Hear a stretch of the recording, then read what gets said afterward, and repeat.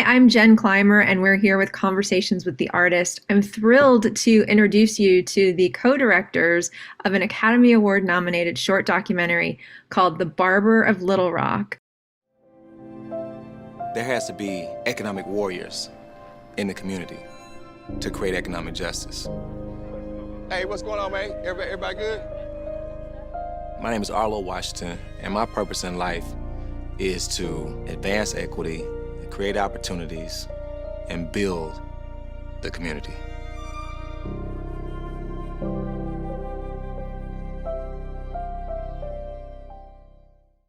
Please welcome John Hoffman and Christine Turner. Hello. Hi. Thank you guys so much for being with us today. I love short documentaries, just to put that out there. And I know the residents that are watching this also have such a love for short documentaries. Many of them got their careers started in short docs. I know one resident who shared a documentary he worked on in Chicago that actually helped save somebody's life. So I know it's a big question to start off with, but why? Why do you love making documentaries? I mean, both John and I have made numerous short documentaries. We love the short film. We see it as an opportunity, I think, to say as much as possible in a really short amount of time. And I think the power of that, particularly with, the internet and the distribution really opening up for short docs, is that you can reach so many more people. And, people will watch, this film on their lunch breaks even. They will watch it on their mobile phones, which sometimes as filmmakers we don't love. But the point being is that their short films are much more accessible in a way. Ours happens to be available for free, so we're very excited about that. And I think I speak for John as well when I say that we want our, as documentarians, we hope that the films that we make really make an impact. But I will say that, when we began this project, we did have aspirations of telling a feature-length film because there is a lot to say on this subject matter. And we'll get more into that. John, did you want to say anything else about short filmmaking? Well, it can operate by different rules. And what you can do in the edit room and the license that you can take that you can't necessarily take in a feature-length film. And so it opens up creative opportunities in how you tell a story, how you present content, how you develop a character. So it's one of the exciting things. And I think that when people talk about short story writing and you hear authors talk about short story writing, I think that there are a lot of overlaps in that regard. So, this story, I know I'm jumping right into it. I want to back up for just a second because we have a precious little amount of time. Give us a little bit of your background and how the two of you met and decided to collaborate together. Let's start with John. Well, Christine and I knew each other from HBO, and we decided that this is a topic that we wanted to tackle together. But you don't know how you're necessarily going to go at it. So we began researching the topic, and we were pointed to a book called The Color of Money by a woman named Mersa Baradaran, which looks at the history of Black banking in this country since Reconstruction. And it basically makes the argument that it is a series of failures, and that government policies that were put in place were not going to enable Black-owned banks in primarily Black communities to succeed. But it points to one program that can be held up as successful and enduring. And this is the program of the Community Development Financial Institutions. It is about $10 billion a year that's managed by the Fed that is intentionally to go out into the country and create opportunities, bring capital into communities that have been either isolated because they're rural or because of sort of systemic biases and racism have been cut out of the financial system, so Black communities. And so it was President Clinton who understood that You need to develop a whole different way of getting capital, as Arlo calls the lifeblood of a community, into Black communities.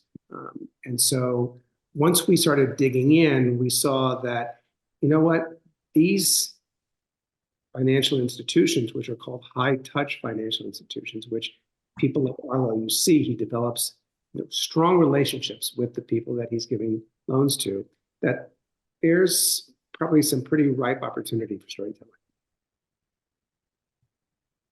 And it so much. I want to just spend an hour talking about Arlo because he is an amazing man with such incredible vision. But before we get into that, you mentioned that the two of you met at HBO. I know that from your background, John, you were doing a lot of work in the television space, and HBO was a focus for you in terms of documentary filmmaking. So that's where you guys met. Christine, were you on a project at that point? And John, you were on the studio side? I was an executive who was able to also make films. I had a great run at HBO making films and also overseeing a lot of great documentaries. Wonderful. Christine? For many years, I worked with one of John's colleagues, Amy Schatz, who focuses on actually primarily children's programming at HBO. And so I had come into contact with John on various different occasions and was excited to collaborate on this project. So how did you find Arlo? Yeah, just to sort of pick up where John left off, after we learned about these CDFIs, we thought, okay, this is a right place for storytelling. We reached out to a woman named Donna Gambrell, who was the first director of the CDFI fund during the Clinton administration. Donna is also president of the Alliance for African American CDFI CEOs. And we told her about what we were hoping to do. And she immediately said, there's this guy, Arlo, and he is running a loan fund out of a converted shipping container on his Barber College parking lot. And you got to meet him. And of course, as soon as we did, we knew he is the one. And this was a way sort of into the storytelling. The racial wealth gap obviously is a big topic, but John and I really felt like if we could be on the ground and meet the people that were coming into the loan fund, or and also observe the people who were doing the work to solve this larger problem, then we might have a really interesting story. And both of us are drawn to a kind of observational style of filmmaking, I think, first and foremost. We've also made many different other kinds of films in various styles, but there's something about sort of being on the ground and seeing life as it unfolds that's incredibly powerful. And we could have interviewed so-called scholars or experts on the subject. But I think it was important to us to hear from people themselves about their experiences. And you get this emotional connection almost immediately as you see the people who are coming in for that transformative money and see them really understand that this is not a traditional bank.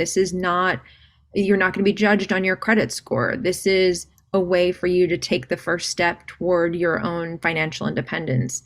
And you suck in the viewer instantly because you're rooting for that person to succeed, where they've had those stumbling blocks and they have that expectation that they're going to be met with no, because they've been met with no time and time again. And to see Arlo and the crew that he has gathered around him be agents of yes and agents of change, which is something that he articulates so beautifully, it makes you want to see the feature-length version of this. Well, that's nice to hear. Thank you. And documentaries are built on trust relationships. We would not have been able to capture the scenes that have moved you if it wasn't for the trust that everyone you see on camera has in us. But that trust relationship began with the trust that Arlo had in us. And he thought long and hard about that decision to allow cameras into these intimate spaces. But he came to know us, and he came to trust that there was nothing investigative about what we were doing. There was no gotcha that we were looking for. That this was an opportunity, if we did our job right, to lift, not only just lift up Arlo, but lift up his work and his mission, and bring attention to a historic problem that just does not get enough attention, and that a large segment of the population, I would say that a large segment of the white population just does not understand. And so you see, as we were able to move through those spaces, as we were able to return again and again for a year, that we were allowed to observe and hear people talking about really some of the most difficult aspects of their lives, meeting people who have been burned, their home has burned down and they are homeless, or they are homeless for other reasons. So we met people with tremendous, tremendous stresses in their lives, and people who just want to start a business and they have nowhere else to turn to. And so if it was not for Arlo in the Little Rock community, those entrepreneurs that you meet would not be able to start their business. Then they would not be able to not only improve their own lives, but employ people and create opportunities for more people. So as Arlo says at one point in the film, you can't develop the community unless you develop the people. Right. And there's a gentleman who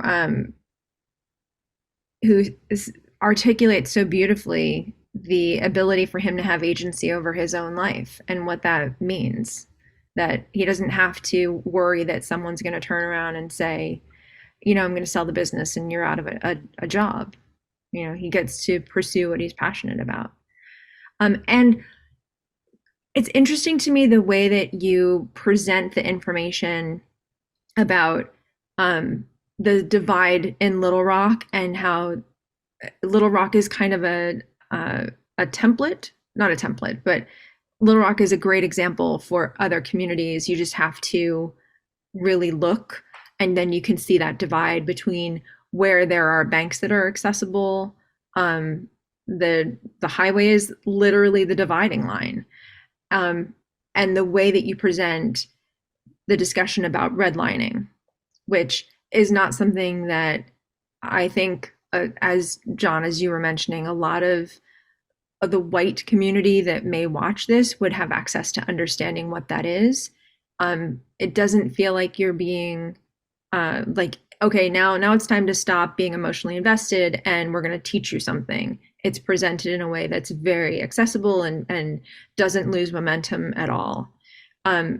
Christine, do you want to share a little bit about those choices and how that part of this story came together?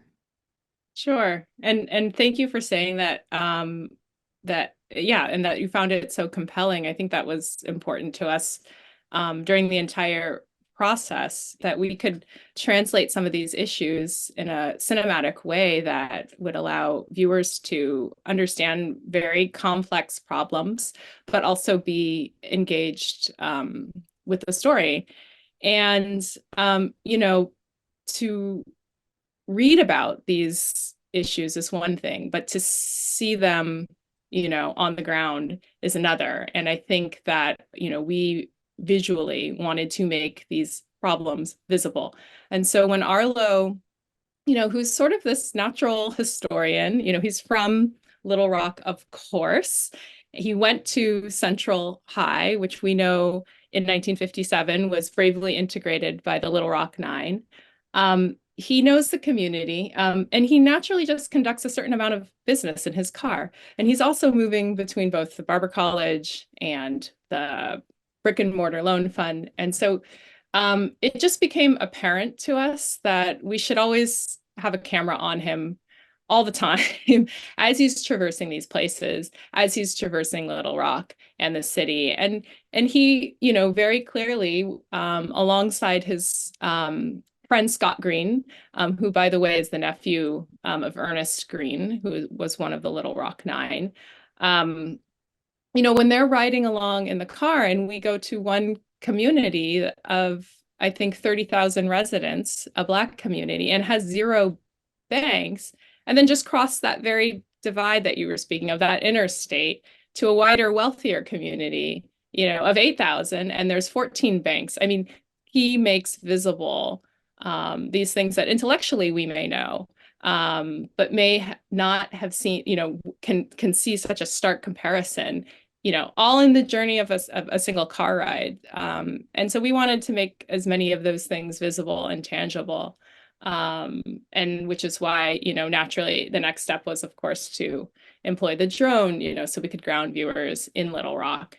And so, I think that hopefully, viewers, when they see this, they will not just empathize, I think, because that's important, certainly, but we're also, to John's point, and to what you were saying earlier, see what Arlo's doing as very much replicable, and this doesn't just exist in Little Rock, right? This is all over the country that we're experiencing resegregation, that we're experiencing these banking deserts that the wealth gap exists in. But here is one story and one man who is showing us a way forward. He is such a champion for every person that chooses to make the choice to better themselves. It's inspiring to recognize that he realized the tools that he had were for his own agency, his own independence, were something that were teachable, that people could to hook into, because it starts, and it's the title of the short, The Barber of Little Rock. He's not only teaching people how to cut hair, he's teaching them how to market themselves. But there's a sequence where he's interacting with a group of his students, explaining, you keep cutting hair, you cut your nephew's hair, you keep cutting hair. The more you do it, the more you'll improve, and the more that the people you are interacting with, they will come back to you. They will become your community and your clients. It's this wonderful, you say that it's replicable, but it takes a person who will champion it, like Arlo. And it does feel very doable. And you see the ripple, the beautiful sequence at the end where you're talking about the positive impacts that have been made by this one person. And certainly he doesn't do it alone. There are people that you get to see and meet through the documentary, but you certainly walk away from this feeling like this is Arlo's ripple. This is Arlo's stone being thrown in the middle of a pond and improving everything for the community around him. Beautiful. Well, no question that we're really fortunate to have found Arlo, because he can hold the camera's attention and he can carry a film. But I think it is important to stress that what he's doing is replicable, and that yes, it does take a certain kind of courage, kind of intelligence, to start something new, something you have never done before. But Arlo is the barber from Little Rock. He doesn't have an MBA, And what did Arlo do to learn how to run a CDFI? He read the legislation. It's all there. It's a playbook. It really, that's when you realize that the people in government who decided that this was a sort of historic wrong that had to be corrected, and they understood the historical context, and they understood the banking system, and they understood the failings of the banking system, and they knew what new kind of banking had to be created. And as I say, the playbook is right there in the legislation. And Arlo just sat and did what few people actually do, is read it. Okay. And he just followed it step by step. It took him a long time, not a long time. It took him time. It was not overnight.